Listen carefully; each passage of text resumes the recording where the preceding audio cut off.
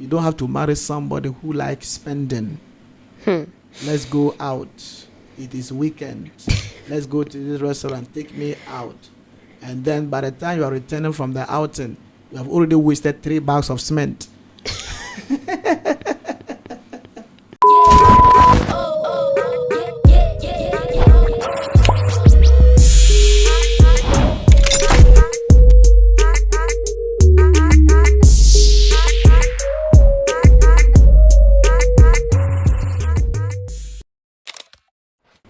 Hello viewers, you are warmly welcome once again to the Let's Talk show on DS Online TV GH.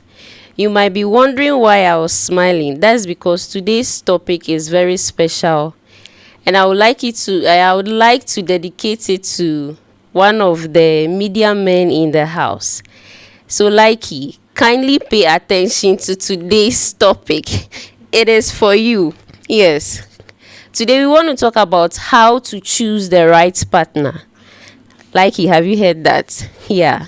How to choose the right partner. And Reverend Dr. Isreal Abambillah is here. You know, he's a man of so many talents, vested in so many areas. That is why he's always here, regardless of the topic. Yes. So how to choose the right partner is the topic for today's discussion. Stick and stay with us and enjoy the discussion. Reverend, you are welcome. Thank you, madam. You are looking colorful. Yeah. Thank you. But your color combination and everything is on point. Thank you. Well, you are welcome once again. Thank you, sir.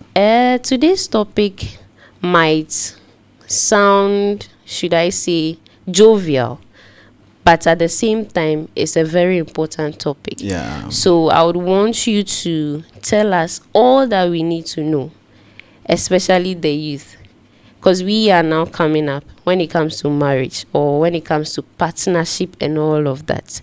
Yes. So I would like to ask, what are some of the qualities to look out for when choosing the right partner? But then, before that, is there anything like choosing a wrong partner?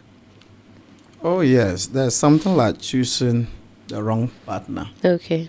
And we have something like choosing the right partner. Okay, so please fill us in. Yes.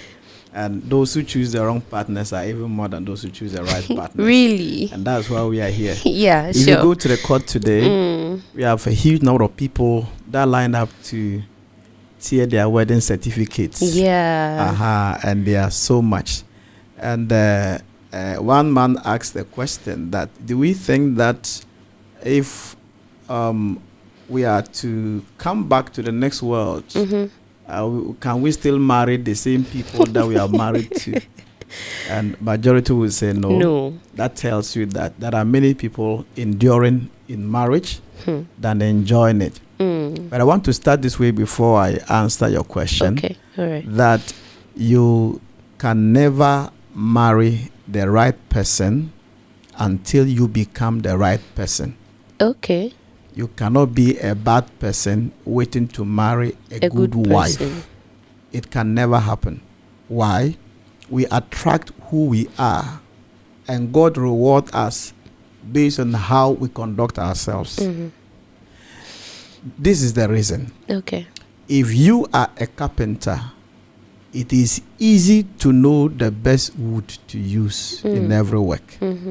Notwithstanding, if I'm a carpenter and you are a carpenter and I'm working, you could best tell whether I'm a professional carpenter or not. Once you are the bad person or the wrong person, it is difficult to identify the right person because you don't carry what it takes to know who is the right person for you. I've seen people who live their lives anyhow and expecting to marry a good wife. God will definitely reward you with who you are.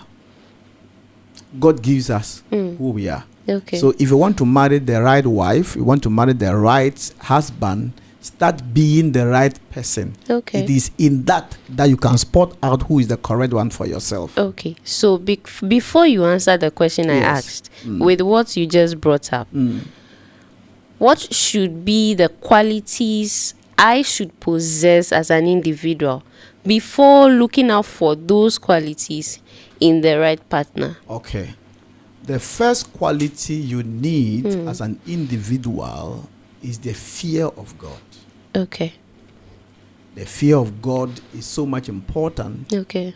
that sometimes when the person hurts you, you could have reacted. Yeah. But because of the fear of God in you. David said, "Thy word have I hidden in my heart, that I will not sin against you." You yourself must first of all have the fear of God in you.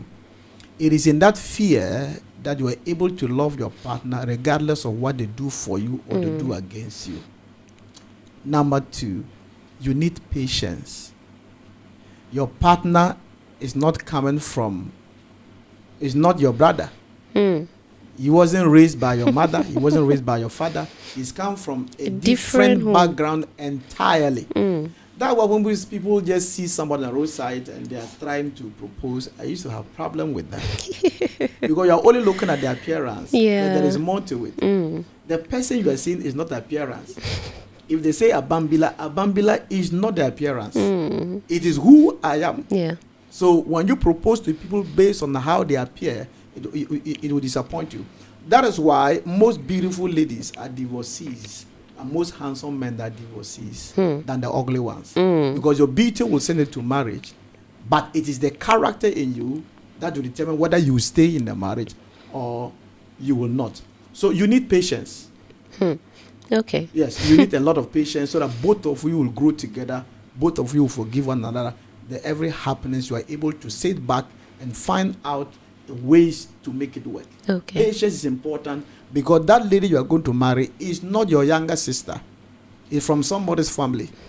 Her worldview, her perspective about life, her understanding about life, how she was grown up is totally different from yours. So when you get married, unity and love is not going to be automatic. It takes patience to make it work. Then number 3, maturity. Marriage is not for children. You don't marry because you completed university and you have a degree, you are working, your father is okay. No. We don't use money to sustain marriage. We don't use appearance to sustain marriage. We use maturity. So by maturity, if I understand, Yes. it's not by age. Not at all. Okay, so It's please not by money, explain that it's not to by us. age. Yeah.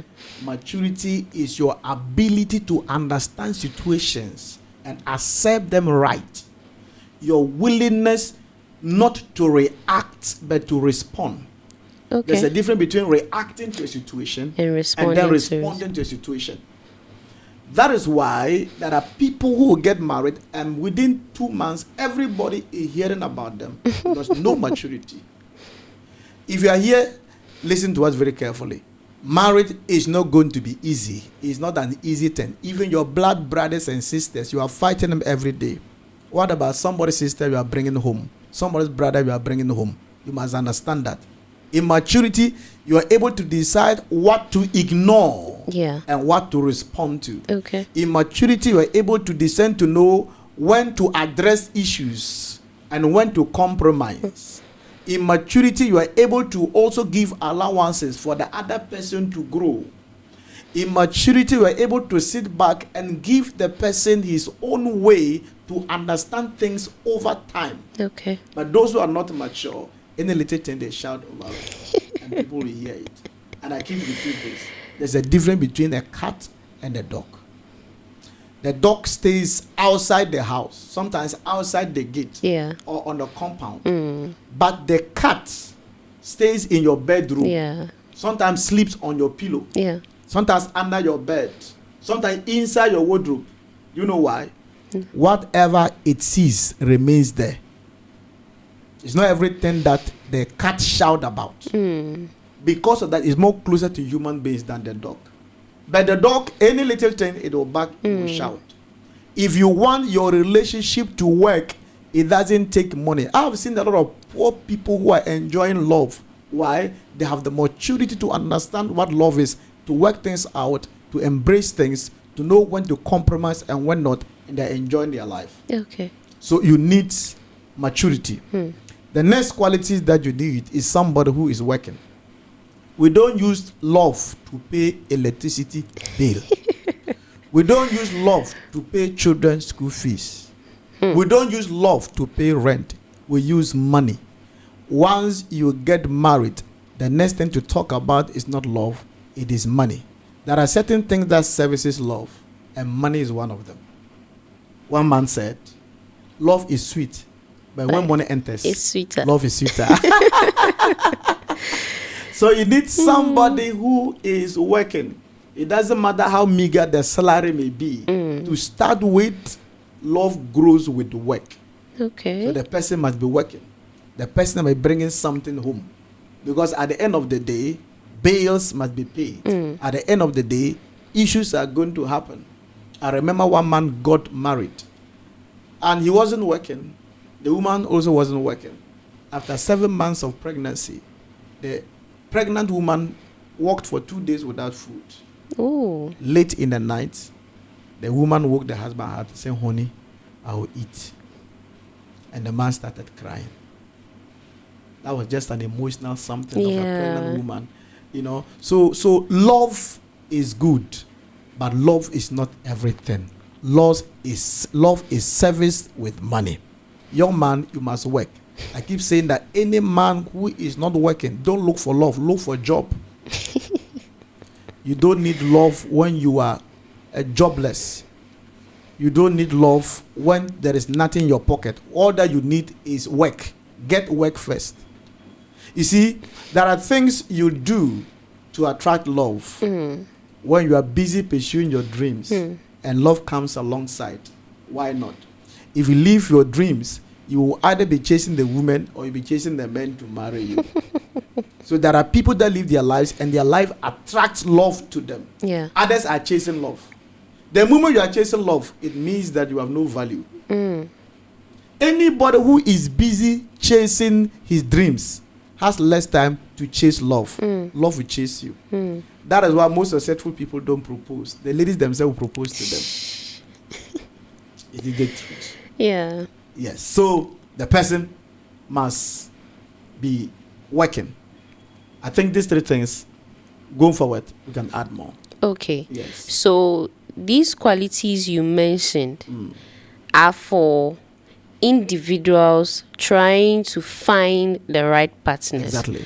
So are they also the same with when you are trying to find the right partner? Are these qualities also the same things you should look out for? Exactly.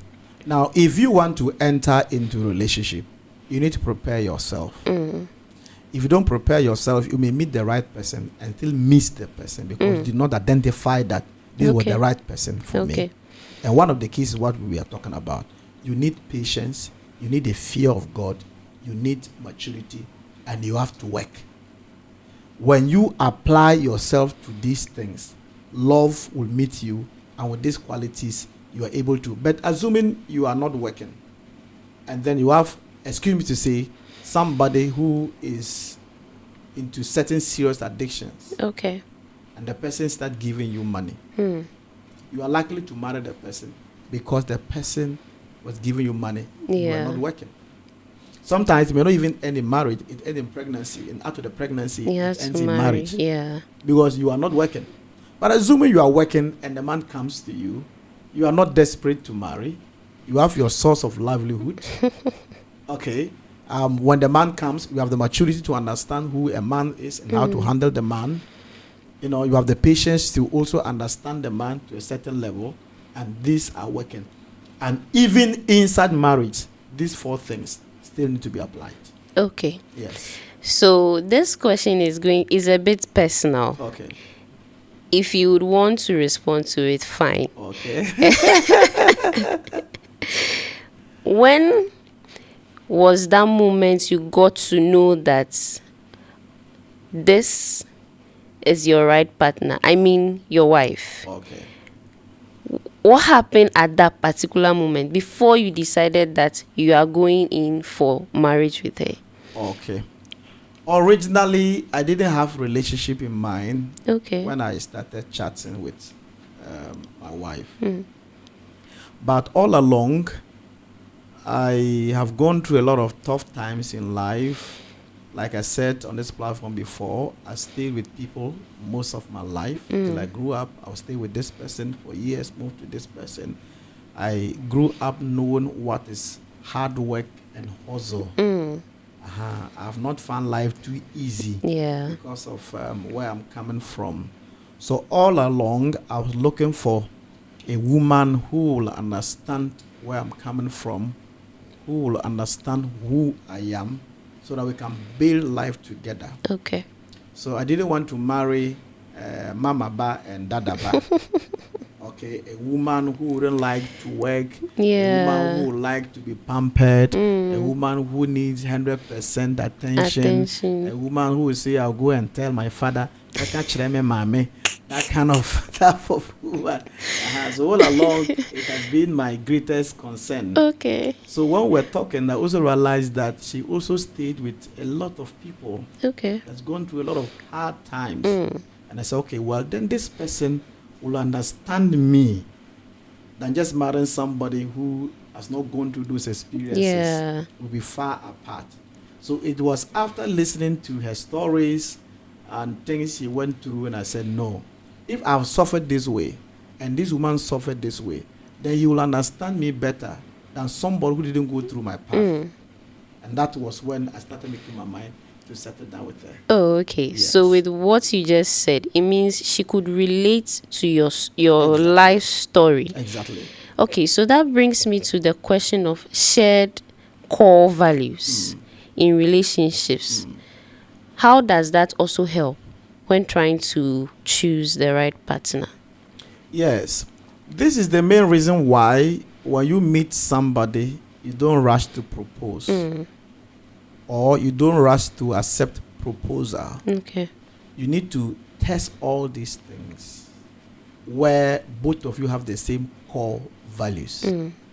Now, there are people that got married and they still cannot get off their exes in their minds because there were many things they had in common. Yeah. The person's interest became the other person's also interest. And by so doing, they are able to build intimacy. They are able to grow the friendship until they become more or less soulmates. Why? Because they have the same core values.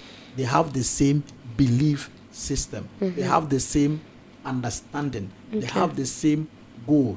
They carry the same vision. They have the same level of maturity. So it is very important. It doesn't matter what brings both of you together. When the core values are different, you will set apart. People stay together because they have many things in common. We can start by even the ordinary friends we make on the street. Yeah. When you meet them and they're going where you are going, it is easy. I come to realize that most accidents recorded in Ghana is collision. This one is going this way. This one is coming this way. It's easy to have accidents. Yeah. But assume I'm going this way and you're also going this way. Yeah. We hardly experience accident unless maybe we crash. Yeah. But that could be in Could only be some avoided. exceptional cases. So these things are very important. You are not going into the marriage just only to stay as husband and wife. There are many things you are going to be doing together. And if you don't have many things in common, love cannot continue. Okay. We can love each other at the first sight, but going forward, things that are happening will determine whether the relationship will continue, it will build, or it will die. Okay. People that are in the court to divorce, it is not because they never loved themselves before.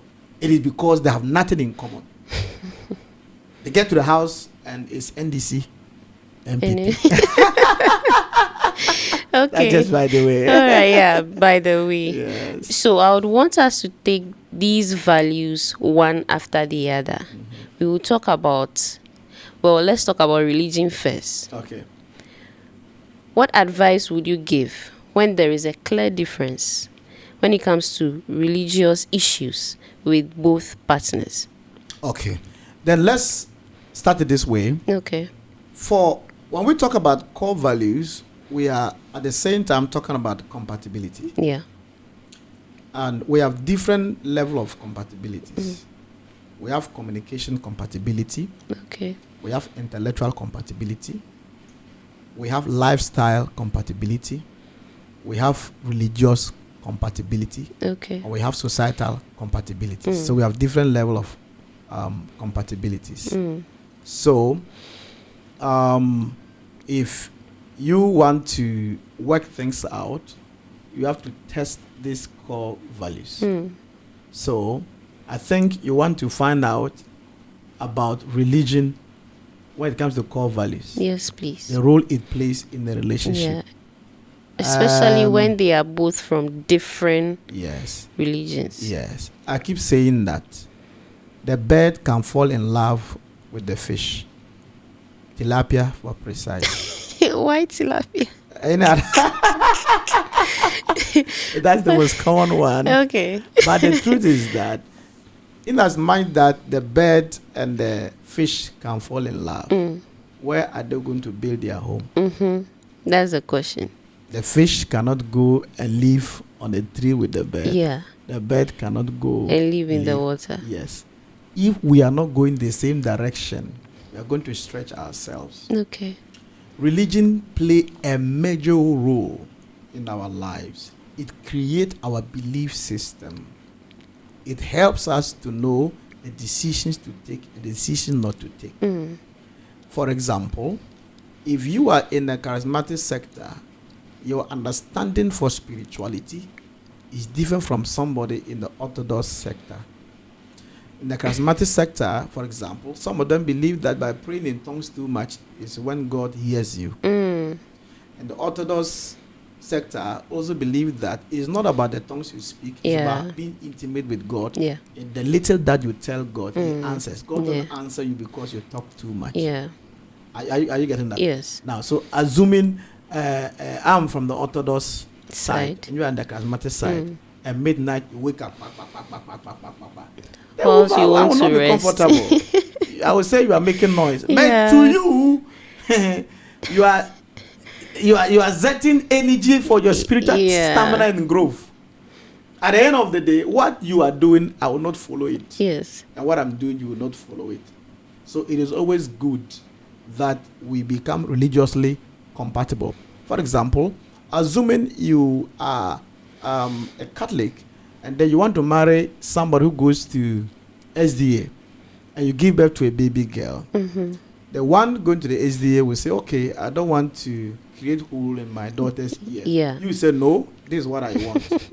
At the end of the day, the fight comes from other side to affect the marriage. Okay? On Saturday, maybe let's say you are a banker. On Saturday, you want to rest and do one or two things and have time with your family. And that is the day the lady wants to go to church and stay the whole day. Yes. At the beginning of the marriage, it may not be a problem. But going forward, you realize that is a problem. But can you imagine if you are a charismatic a believer in a to charismatic? Okay. No issues. No at issue. all. Once you woke up and I say kabobobo, you will say ka, then you all go.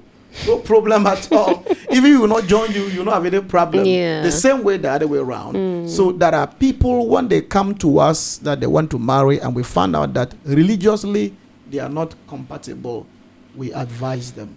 Okay. In the beginning, because there is love, so I will compromise. But there are certain things it will not. For example, you are somebody that the church you attended don't believe in tithing. And your husband is a tither. Your husband is a banker or a teacher. At the end of the month, you take about 1,000 and I'm going to give it to my pastor.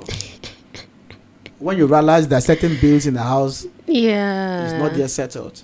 It will bring a quarrel.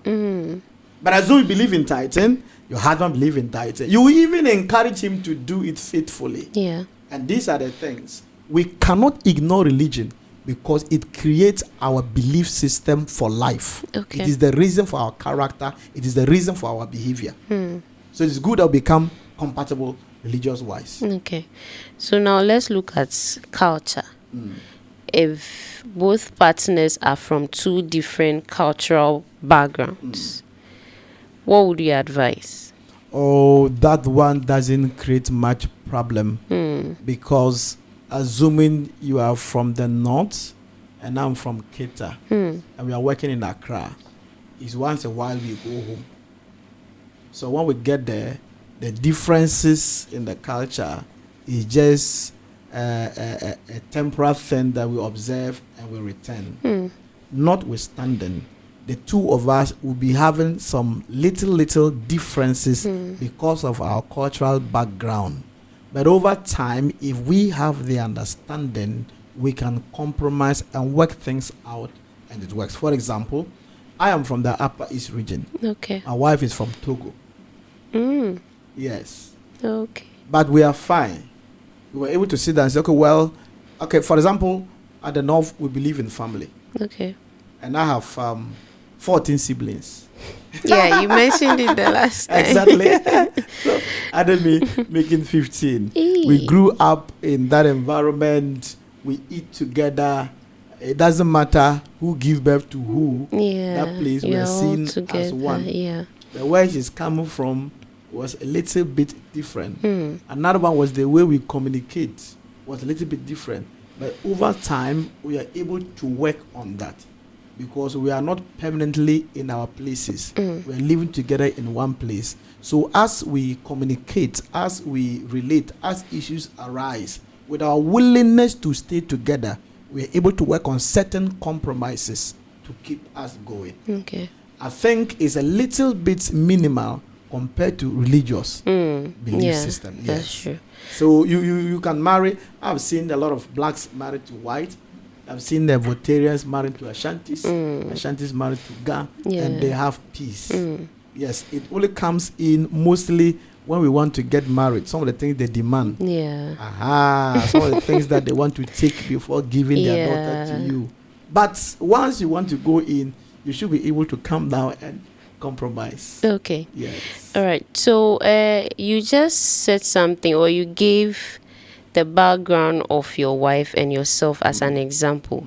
So over here, I see there's been some form of compromise.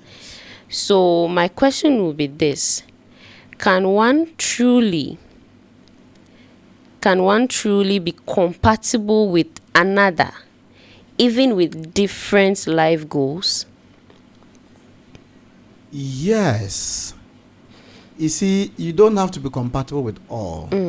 Like I earlier on spelled to us the different type of compatibilities that we have. Yeah. You can be compatible in lifestyle. You can be compatible in communication. But you are not compatible in certain ways. Yeah. You can't have it all. Okay. So if there are areas that you are compatible with, but there are areas you are not, it becomes an area of concern where we need to work on and compromise. For example, somebody may be compatible the way they communicate.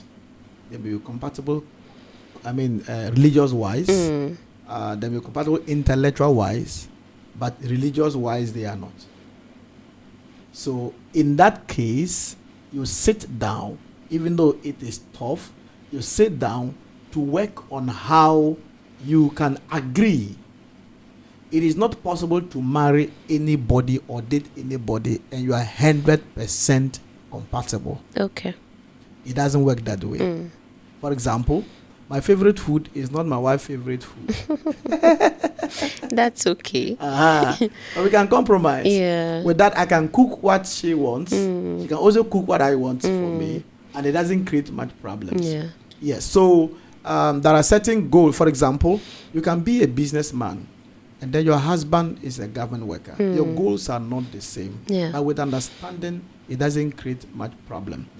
Maybe you are a banker and your husband is a pastor. Your goals are different. The pastor's route is different. And then being a banker is different. But while we have the understanding, we are able to still stay compatible even in the midst of separate goals. Okay. Yes, it doesn't create much problems. Okay, all right. Yes, I've seen even people, somebody who is a professor and married to a fruit seller who sells fruits on the roadside. Yes, his work is different. The goals he wants to achieve, as a banker, is far different. The vision of a fruit seller is also different. Yeah.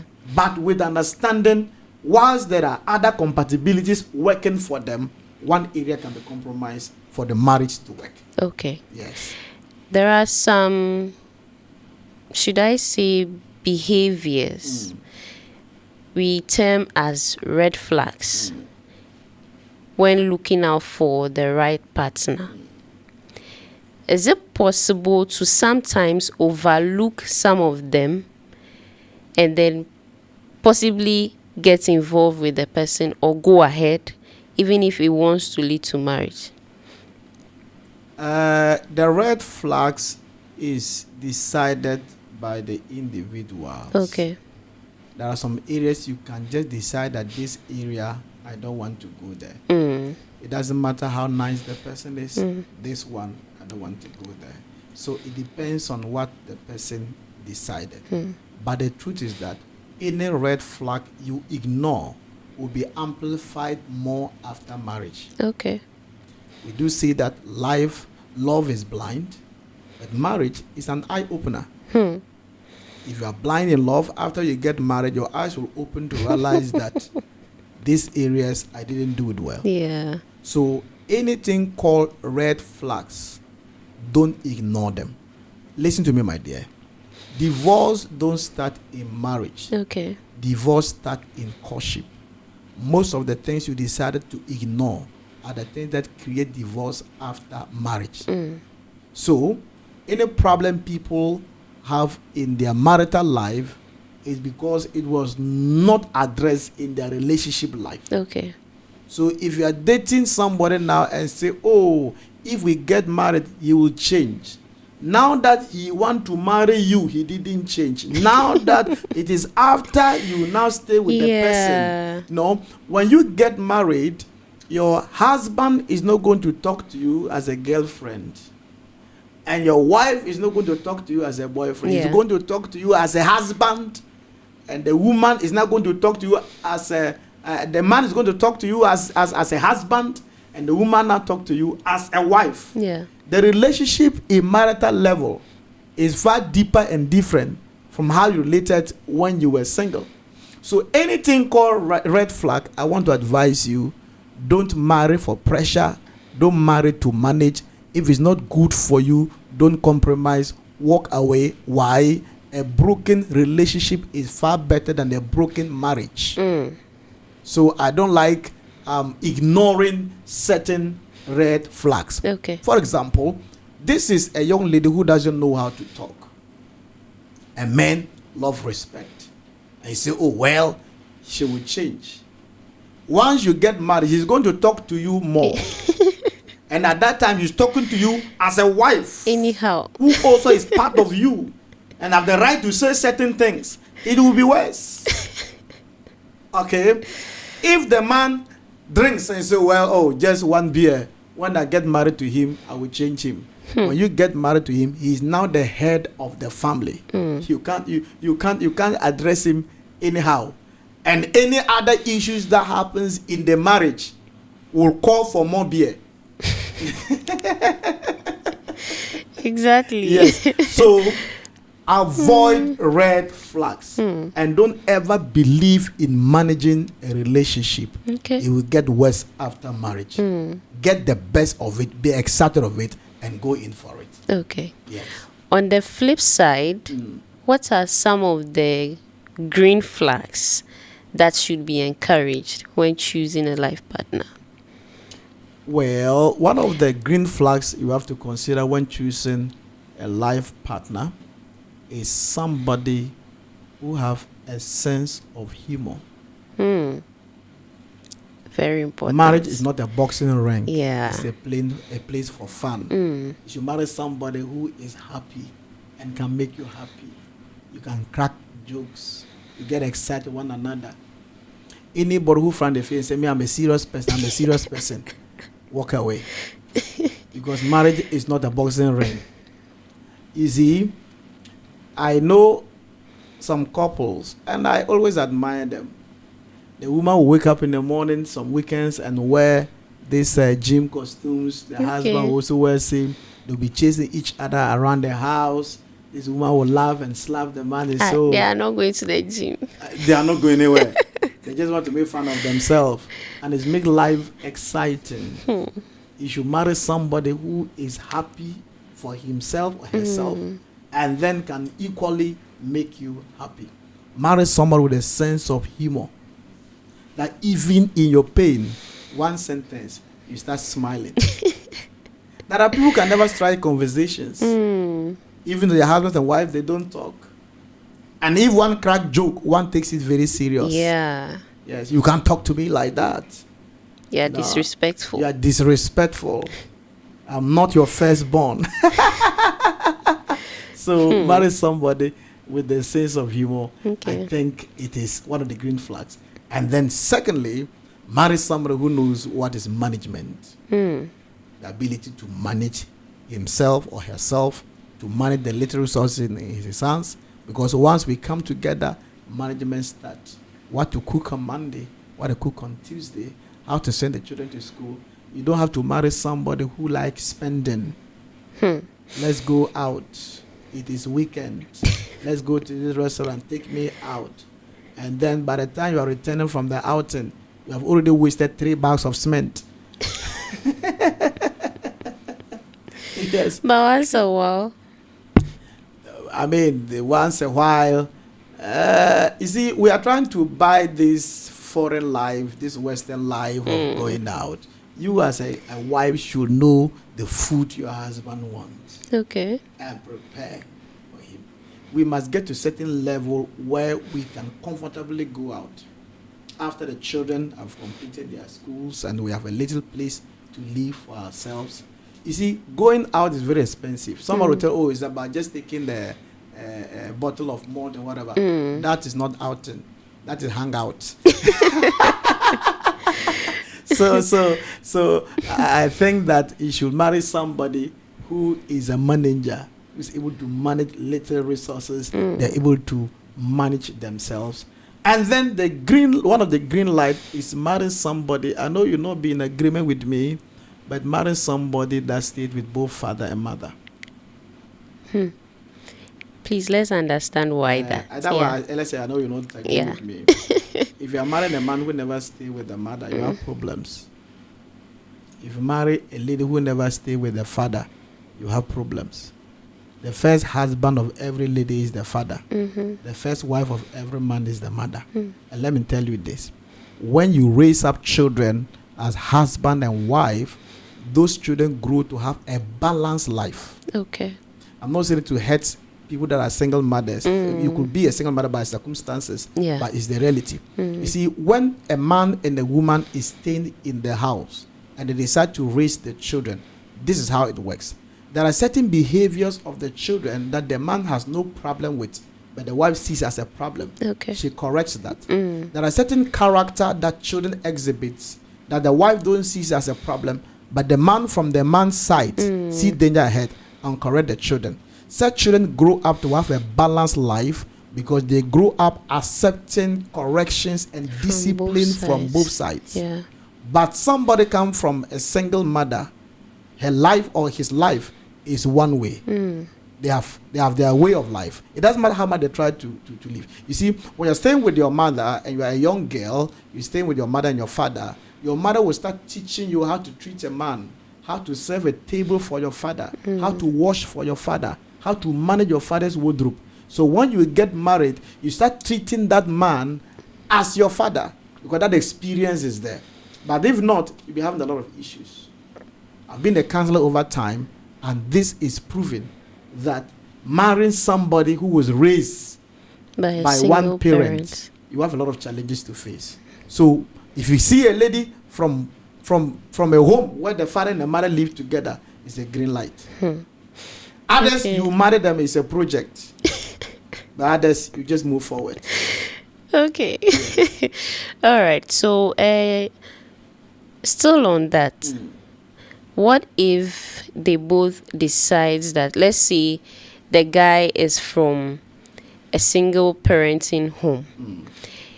They got to understand the situation and they both decide to go for counseling before probably they enter into marriage. What about that? It means that there are certain things, once you decide that there are certain things, you have to ignore them the rest of your life. Because they will never change. Okay. If I get married to you, it's not going to be like Sonia, sit down. It's not going to work like that. Yeah. I can't just command you to change. And if I'm going to marry you, I want to maybe assume that you are 24, 25. That means if you're 24, 25, the character in you is 25 years old. And I can't take marriage to take it out. Okay. So there are certain things that can never change. I am a typical northerner. My wife is trying her best. But there are many things I'm finding it difficult. I'll confess my sins. I don't know how to walk and hold a lady's hand. Eee. Because at the north, men stay separately, women stay separately. Okay. Even when you go to the mosque, you see the men are different place and the women are different place. And that is how we grew up. My father had 2 wives. He had 3, one left, remaining 2. I've never seen my father walking with any of my mothers before. Either my mother or my stepmother. And if you are a young man and you start playing with girls, your parents will beat you because you are becoming a man-woman. And you must be a man. Wow. You understand? Yeah. So I don't know how to walk and hold a lady's hand. So mostly when you're walking with my wife, you say, so you not wait for me. I will try my best as if I'm waiting. You can reduce your pace. Increase the speed. And he has to live with this. It doesn't matter how much I try. And I have problem if I'm to hold a hand, I know it's a good thing to do, but I'm just saying that. You're just not used to it. Yes. You've not done that. Yes. I know maybe over time I'm likely to change. But it's not something that I practice, that it has become part of me that I exhibit. It's the same thing that applies to other areas of our lives. So what we are trying to say is that when it comes to some of these things, if both of you sit down and you discuss and you agree, you get a professional counselor to take you through, and you think that you can compromise, you go ahead. But don't just look at the flashy appearance and just go in. You end up having problems. Okay. Yeah. Still on compromise, how do you differentiate between a healthy one and a self-centered one in your relationship? The healthy one is where both of you agrees. Okay. The selfish one is what the individual insists. Okay. He insists of what he or she wants without taking the partner into consideration. Okay. But the healthy one is where we sit down and we talk about it. This thing has not been working. How do you go about it? Then we have working agreement on how to make things work. But the selfish one is what I say, this is what I want. Yeah. This house, every evening I must eat fufu. Fufu is my favorite. Every evening, fufu. Rice, I'm not a bird. I'm a man. When it's something like that, the woman may come back from work very tired. You have to still pound the fufu. That's the selfish nature. She wakes up, she's not feeling too well. She has to pound fufu. That's her bed. The healthy ones, both of us agree on a working plan. We go by it and buy. Things work out. Okay. Yes. How can someone make sure they are not settling as a result of pressure from any direction at all? Okay. Marital pressure, mostly ladies endure it more than men. Yeah. When they get to certain age and society starts beckoning on them, knocking at their doors. Have you given birth? How is your husband? Even though you are not married, to mock you. How is your husband? Are you married? When are we eating the wedding rice? Wedding jollof. When are you eating the jollof? I want to come to your wedding and then take away and all that. So you also now realize that your younger sisters are married, they have given birth, and you see them beautiful with their family. It's going to give you a lot of pressure. So, and also if you are a man, a certain age that your family will start worrying you. Yeah. Your mother will say, I want to have my grandchildren. I want to carry them at my back before I die. I'm getting old. Yes, I'm getting old. You are not growing younger. They begin to point out few people who are doing well in that area to you. But you must have this in your mind. Anybody hearing us and you are under pressure, have this at the back of your mind. That Ecclesiastes chapter 3 verse 11. that he makes all things beautiful in his own time. Ecclesiastes chapter 3 verse 1, there is time for everything. We are not running the same race. We are not fulfilling the same destiny. We are not going the same direction. Everybody with how God designed them and God programmed them in certain stages of their lives or what they should become. I want to tell you that they say he who loves last loves best. The fact that you marry early does not make your marriage successful. You could marry late and it becomes the best marriage. This is the irony of life. Somebody can marry at the age of 20 and die at the age of 40. Somebody marry at the age of 40 and die at the age of 90. So you are not in competition with anybody. Your marital happiness is your choice. When people push you into it, they are not going to stay with you and your spouse. You are the one to stay in there. Don't give room to pressure, because at the end of the day, it will kill your sense of judgment. That when somebody come on your way, you will not look at other areas. You are only looking at your time. And by the time you enter into it, you realize that you made a big mistake. I keep saying that the best time to know the taste of a good food is when you are satisfied. A hungry man has no taste. If you are desperate, it will kill the qualities you are looking for. Yeah. If you are hungry, Gary will do. If you are hungry, any food they serve you, you will eat it. But if you are satisfied and they serve you food, you take your time and taste it. If it is good, you continue. If it is not, you leave it. So anytime you are not hungry, it gives you the upper hand to know the taste of food. But if you are hungry, any food will do. So don't marry as a desperate person. Don't marry with pressure. Marry because it is the right time. I didn't marry early, and there have been a lot of calls. Sometimes my mother will call me, be crying. I'm a son, when are you getting married? I want to see my daughter-in-law. I want to see my grandchildren. Whatever. What are people doing to you? You even say people juju me and whatever. But all my younger sisters and brothers got married. But it was not a problem. When the right time came, there is peace. Nice. Yes. And sometimes even those who marry ahead of us or marry earlier even call for counsel and advice. Don't compete with anybody. Love is not a Premier League. Stay your lane. The right time will come. And when your right time comes, it's going to be beautiful. It's going to be better. It is better to marry and enjoy marriage for 10 years than to marry the wrong person and enjoy it for 50 years. Listen to this. You cannot marry the wrong person and live long. And you cannot marry the right person and die young. How your life will be will definitely be defined by who you marry. You need to be very careful. In competition, you destroy your life. But with patience and waiting for God's time, the best is yet to come. All right. Thank you very much. I wish we could continue, but then time is against us. And with your concluding words, you have advised us generally. So I would like to thank you for coming once again. I think we need to have a second part of this, because there are still a lot of questions that viewers would want to understand. So we'll call you again. Thank you very much, Reverend.